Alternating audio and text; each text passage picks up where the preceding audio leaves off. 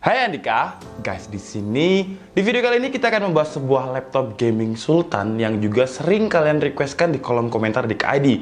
Cuman yang kalian requestkan itu adalah yang untuk SKU spesifikasi RTX 2070, sementara yang saya punya ini adalah RTX 2060. Jadi maaf, kita nggak akan bahas yang RTX 2070 dulu, karena semua laptop gaming di DKID itu nggak dipinjemin, jadi saya beli sendiri. Dan nanti kalau misalkan ada budget untuk membeli yang RTX 2070, pasti akan kita bahas juga. Dan perkenalkan, ini adalah MSI GE75 Raider 9 SE. Kenapa namanya saya sebutkan secara lengkap? Karena untuk varian GE75 Raider itu ada beberapa SKU, dan MSI sudah memberikan kode huruf dan juga kode angka, biar kalian bisa memilih MSI mana yang tepat untuk kalian. Contohnya MSI yang akan kita review ini nama lengkapnya adalah MSI GE75 9 SE, yang berarti MSI GE7, kode angka 7 di situ berarti dimensi layarnya adalah 17 inch. Kemudian untuk kode 5 itu adalah generasi MSI GE75-nya, karena ada GE72, GE75, dan kemudian ada angka 9. Angka 9 itu berarti itu adalah Intel Core i7 generasi ke-9 atau juga bisa Intel Core i5 generasi 9. Pokoknya kalau ada angka 9 itu adalah generasi CPU-nya. Kemudian untuk kode huruf belakangnya SE itu berarti adalah untuk SKU yang RTX 2060. Jadi kalau misalkan kalian beli MSI GE75 8 SE dengan harga MSI GE75 9 SE, berarti kalian kena tipu, karena 8 SE itu berarti Intel Core i7 atau Core i5 generasi ke-8, sedangkan 9 SE itu berarti Intel yang generasi ke-9. Sementara untuk SE-nya berarti dia adalah kode untuk Nvidia atau graphic card-nya. SE berarti RTX 2060, SF berarti RTX 2070, dan kalau SG RTX 2080. Gampang kan? Dan sebelum kita masuk ke pembahasannya, seperti biasa buat kalian yang belum makan, jangan lupa makan. Kalau udah makan langsung aja subscribe channel ini, karena di channel ini kita akan membahas informasi menarik mengenai dunia gadget dan juga teknologi yang akan membuat hidup kalian lebih inspiratif dan produktif.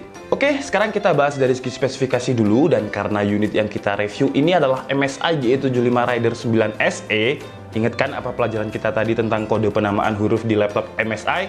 Kalau misalkan 9 SE berarti dia pakai Intel Core i7 generasi ke-9, 9750H, 6 core 12 thread dengan base clocknya 2,5 GHz yang bisa di-up sampai 4,5 GHz dengan jumlah TDP-nya 45 Watt. Dan karena GE75 berarti dia dimensinya adalah 17 inch dengan layar refresh rate-nya adalah 144 Hz dengan 3 millisecond response time. Kemudian karena kode penamaan huruf terakhirnya adalah SE, masih ingat pelajaran kita tadi tentang kode penamaan huruf MSI? Kalau belakangnya SE berarti dia pakai apa? Bener banget, jadi dia pakai RTX 2060 GDDR6. Dan kalau untuk memori RAM-nya 16 GB dengan settingan dual channel, jadi 8 dan 8. Dan kalau untuk storage-nya ini gede banget, berkapasitas 1 TB. Tapi nggak hanya besar, MSI G75 Raider ini juga memiliki speed storage SSD yang kenceng banget, yaitu 3100 Mbps. Secara desain menurut saya nggak ada perubahan yang terlalu signifikan dari MSI GE72 ke MSI GE75 yang kita review kali ini. Kalau MSI GE72 dulu tidak ada dua garis abstrak untuk melindungi naganya ini. Sedangkan di MSI G75 terdapat dua garis abstrak berwarna merah yang gunanya sepertinya untuk mengandangi logo MSI dari naga ini. Jadi biar naganya itu nggak keluar-keluar. Dengan logo naga ciri khas MSI ini bisa bernyala berwarna putih, cuman nggak bisa berwarna RGB seperti pada keyboardnya. Kemudian di bagian pantat atau di bagian casing bawahnya ini juga masih memiliki konsep yang sama dengan ciri khas sistem exhaust-nya mobil sport, dengan ada tulisan Raider yang ada di tengah. Dan kalau misalkan kalian lihat dari sisi belakang, memang MSI GE75 ini terlihat laptop gaming banget.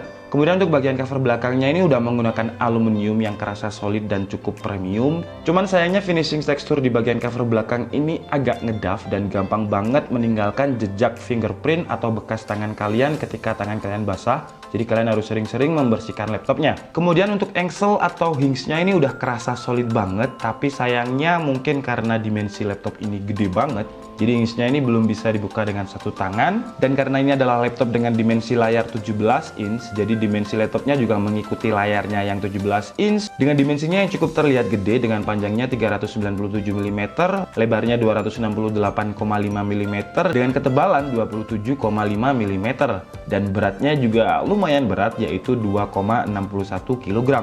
Kemudian desain di bagian dalam di area keyboard ini menurut saya juga masih MSI banget dengan finishing all black dan aksen berwarna merah yang ada di touchpad. Dan kalau saya pribadi sih, maaf untuk MSI, tapi saya memang bosan dengan desain MSI karena dari dulu desainnya ya kalau nggak hitam merah seperti ini. Ketika brand-brand lain udah berusaha untuk membuat inovasi agar desainnya lebih terlihat fresh, MSI tetap menggunakan desain yang menurut saya ya ini MSI banget. Jadi karakter laptop MSI itu ya kayak gini. Dan kalau menurut saya seharusnya ada perubahan yang terlihat lebih fresh, jadi kita bisa membedakan kalau ini adalah laptop MSI tahun 2018 dan kalau ini adalah MSI tahun 2019.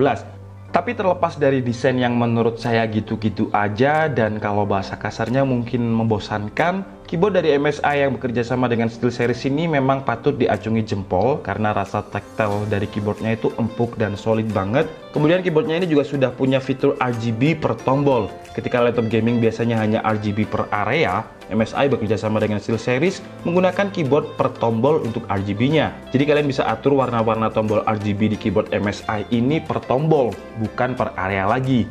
Dan keyboard SteelSeries-nya MSI ini juga sudah punya fitur anti ghosting up to 50 tombol. Jadi kalian bisa menekan 50 tombol secara bersamaan dan secara bersamaan pula keyboard itu akan berfungsi. Kemudian keyboardnya juga memiliki tombol eksklusif yang letaknya ada di pojok kanan atas, yaitu ada tombol power, tombol untuk mengatur lighting efeknya keyboard, dan terakhir ada tombol turbo boost. Yang ketika tombol turbo boostnya ini kalian tekan, speed RPM dari sistem fan-nya MSI ini akan bekerja lebih kenceng lagi. Kemudian untuk touchpad-nya memiliki dimensi yang cukup lebar dengan desainnya nggak all-in-one seperti laptop gaming 2019, jadi desainnya ini masih memisah antara klik kanan dan kirinya. Cuman travel distance-nya menurut saya udah sangat pas, jadi kalian nggak perlu menekan tombol touchpad-nya ini terlalu kenceng dan dia juga sudah cukup responsif. Kemudian kalau dari sisi konektivitas, MSI G75 Rider ini memiliki Intel Wireless AC 960 Dual Band dan Bluetooth versi terbaru yaitu versi 5. Dan kalau untuk port I/O-nya di sebelah kanan ada input power, 2 buah USB 3.0 yang bisa menyala berwarna merah, dan juga ada slot full size micro SD card. Kemudian di bagian kirinya terdapat Kensington lock, input LAN, HDMI, DisplayPort, satu lagi USB 3.0 yang juga bisa menyala berwarna merah, USB Type-C, dan juga head dan jack audio. Dan kalau untuk layarnya, MSI G75 ini sudah memiliki frame yang bezeless di ketiga sisi layarnya, yaitu kiri, kanan, dan atas. Tapi untungnya meskipun ketiga framenya ini tipis, webcamnya masih ada di posisi atas, jadi nggak di bawah yang kebanyakan banyak orang nggak suka dengan webcam yang ada di bawah. Kemudian untuk panel layarnya, MSI G75 Rider ini menggunakan panel dari AU Optronics dengan monitor ID B173HAN04.0 yang memiliki 300 nits brightness, 72% NTSC, 61% Adobe RGB, dan 100% sRGB.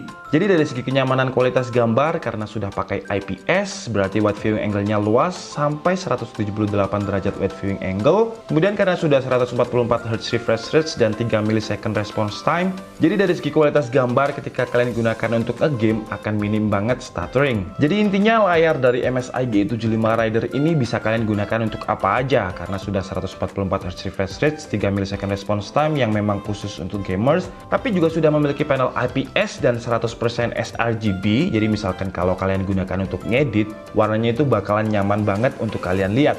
Nah, di bagian dalamnya, karena ini adalah laptop gamingnya MSI, jadi seperti biasa, di dalamnya itu terdapat dual fan dan juga 7 pipa heatsink untuk mendinginkan CPU dan juga GPU-nya. Memang MSI itu nggak pernah tanggung-tanggung kalau masalah sistem fan. Kemudian untuk apa aja yang bisa dengan mudah untuk di-upgrade, di bagian dalamnya ini terdapat satu slot kosong lagi untuk PCIe NVMe, meskipun MSI ini sudah ada SSD yang berkapasitas 1 TB dari Samsung.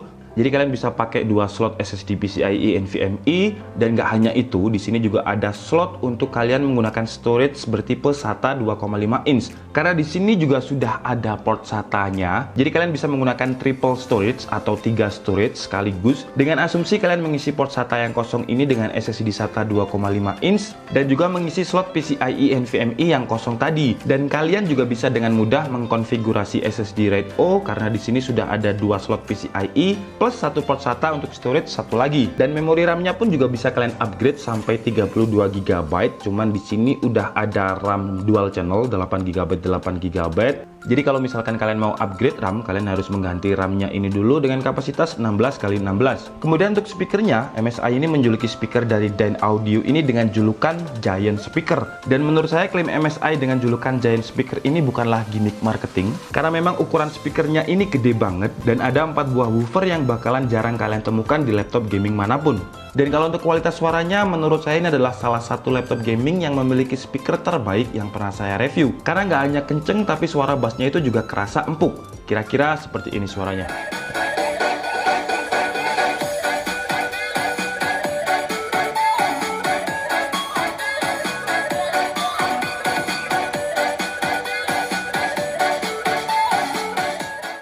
Dan kalau di bagian dalam ini yang nggak saya terlalu suka adalah di bagian baterainya, karena menurut saya baterainya nggak terlalu rapi. Mungkin MSI bisa menutupinya dengan apa gitu, jadi biar nggak terlalu berantakan seperti ini. Kalau untuk spesifikasi baterainya memiliki 6 sel 51 Wh battery, yang ketika saya tes untuk streaming YouTube Loop menggunakan koneksi WiFi dengan tingkat brightness 75% dan tingkat volume 30%, bisa bertahan sekitar 4 jam 20 menit. Oke, sekarang waktunya kita tes MSI G75 Raider 9 SE ini dari segi performa. Pertama, seperti biasa kita tes di Sensebench R15 sebanyak 10 kali untuk menguji ketahanan CPU-nya sambil memonitoring suhunya melalui HW Monitor. Dan hasilnya MSI G75 Raider 9 SE mendapatkan skor tertinggi di Sensebench sekitar 1242 CB. Dan kalau untuk ketahanan CPU-nya menurut saya cukup oke karena angka terendah CB-nya ada di angka 1093. Dan kalau untuk skor average-nya ada di angka 1119 CB. Kemudian suhu max load ketika kita stress test menggunakan Sensebench R15 ini, suhu CPU-nya ada di angka 96 derajat Celcius. Lanjut ke tes 3D Mark menggunakan driver dari Skydiver RTX 2060 di tuning hardware-nya MSI G75 Raider ini mendapatkan skor yang cukup tinggi yaitu 34.131. Lanjut ke tes editing menggunakan software Adobe Premiere Pro dan juga template yang khusus kita beli untuk benchmark di DKID. MSI G75 Raider 9 SE mampu merender template yang kita beli dengan durasi waktu yang cukup cepat yaitu 1 menit 11 detik. Lanjut ke tes gaming, pertama kita coba di game AAA yang sangat berat yaitu Battlefield 5 dengan resolusi Full HD settingannya ultra rata kanan plus RTX on. Dan hasilnya MSI G75 Raider mendapatkan average FPS yang masih sangat playable di angka average sekitar 71 FPS. Dan kalau untuk suhu max load-nya di game ini ada di angka 80 derajat Celcius untuk CPU dan 70 derajat Celcius untuk GPU. Lanjut ke game AAA lain yang nggak kalah berat yaitu Final Fantasy 5, dan di sini MSI G75 Raider mendapatkan average FPS yang cukup playable juga di angka 80-90 FPS. Dan untuk skor benchmark-nya MSI G75 Raider mendapatkan skor 7116. Lanjut ke game AAA lain yang nggak kalah berat yaitu Rise of Tomb Raider. Di sini kita menggunakan resolusi Full HD, settingannya rata kanan plus RTX on juga. Dan MSI G75 Raider mendapatkan average FPS yang hampir sama dengan Battlefield 5 yaitu ada di angka average 81 FPS. Tapi kalau untuk suhu CPU-nya naik menjadi sekitar 90 derajat Celcius, sementara GPU-nya juga naik menjadi 80 derajat Celcius. Game terakhir kita menggunakan game wajib di KID yaitu PUBG Steam atau PUBG PC. Resolusinya Full HD dengan settingan yang juga rata kanan atau settingan grafik ultra. Dan di game ini MSI G75 Raider 9 SE juga masih sangat playable untuk dimainkan dengan average FPS ada di atas 100 FPS. Dan kalau untuk suhu max load-nya juga masih relatif sama dengan game Rise of Tomb Raider yaitu 90 derajat Celcius untuk GPU dan sekitar 80 derajat Celcius untuk GPU. Oke guys, jadi cukup segitu aja video review dari MSI G75 Raider 9 SE ini. Dan kesimpulannya versi DKID adalah dengan harga. Apakah kalian sudah siap mendengarkan harga dari MSI ini?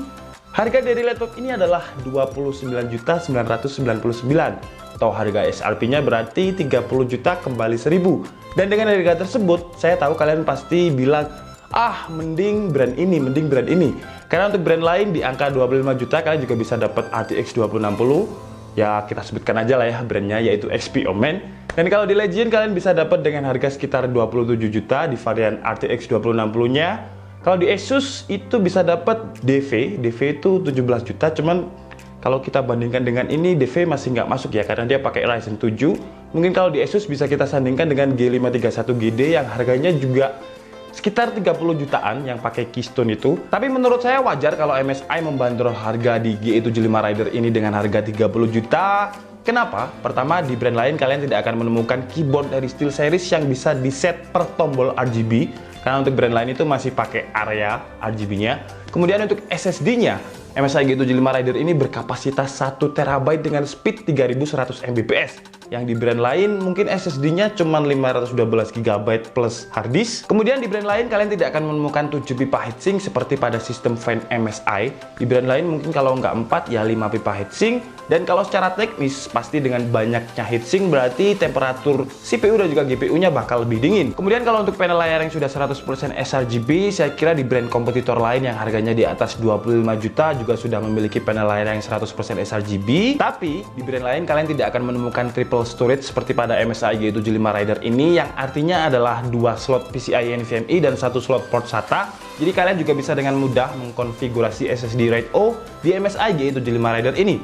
Oke guys, jadi cukup segitu aja video review dari MSI G75 Raider 9 SE kali ini. Saya minta maaf kalau ada kesalahan dalam penyampaian informasi. Seperti biasa kalian bisa mengkoreksinya di kolom komentar. Saya Dika Setiabudi and see you on the next video. Bye bye.